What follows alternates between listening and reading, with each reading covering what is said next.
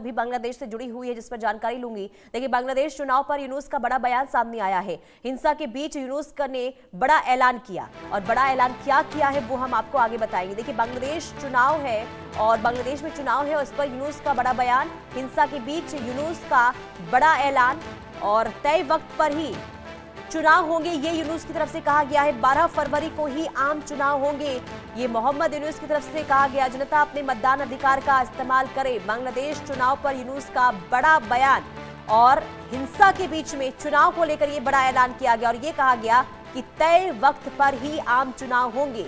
12 फरवरी को ही आम चुनाव होंगे। जनता अपने मतदान अधिकार का उपयोग करने के लिए उत्सुक है।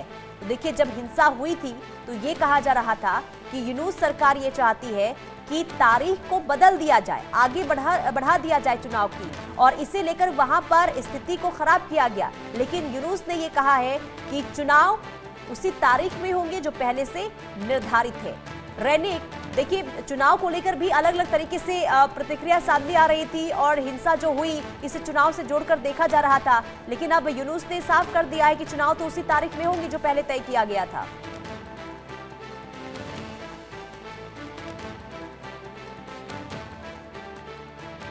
पुलिस भी नाकाम हो रहा है प्रोटेस्टर को संभालने पर।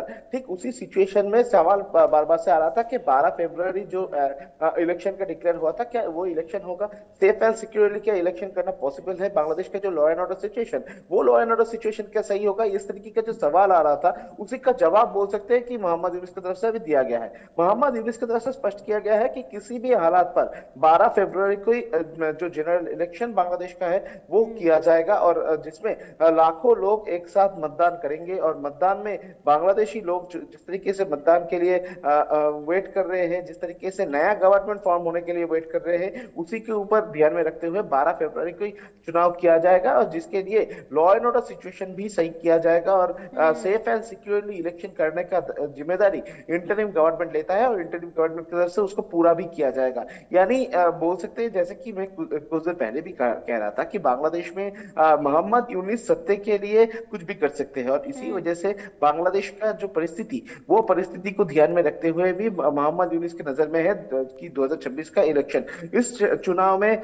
मोहम्मद यूनुस दिखाना की कोशिश करेंगे कि किसी भी हालात पर वो इलेक्शन करवा दिए हैं। मगर देखा जाए तो बांग्लादेश का अगर सिचुएशन, वो सिचुएशन अभी तक फिलहाल सही नहीं हुआ है। बांग्लादेश में जो पुलिस है, वो पुलिस भी नाकाम हो रहा है। बांग्लादेश में जो छात्र संगठन है, उनका जो प्रोटेस्ट वो लगातार बढ़ता हुआ नजर आ रहा है। तो बांग्लादेश का ये जो फिलहाल सिचुएशन, ये सिचुएशन अभी तक सही नहीं हुआ है। मगर इसी सिचुएशन में बांग्लादेश के इंटरिम गवर्नमेंट की तरफ से कहा जा रहा है कि बांग्लादेश में चुनाव होता ही रहेगा। बांग्लादेश में 12 फरवरी को जैसे चुनाव का ऐलान किया गया था, वो चुनाव किया जाएगा। तो फिलहाल देखना पड़ेगा कि बांग्लादेश में ये जो सिचुएशन है, ये सिचुएशन कब तक सही हो, बांग्लादेश का लॉ एंड ऑर्डर सिचुएशन कब तक सही हो, और बांग्लादेश में इंटरिम गवर्नमेंट की तरफ से जो कहा जा रहा है कि चुनाव किया जाएगा, चुनाव होगा 12 फरवरी को, वो चुनाव होना पॉसिबल होता है कि नहीं, और अगर चुनाव होगा तो मोहम्मद यूनुस का रोल इसमें क्या रहेगा, ये भी सबसे महत्वपूर्ण सवाल है। क्या मोहम्मद यूनुस दूसरा पॉलिटिकल पार्टी ज्वाइन करेंगे, पॉलिटिकल पार्टी ज्वाइन करके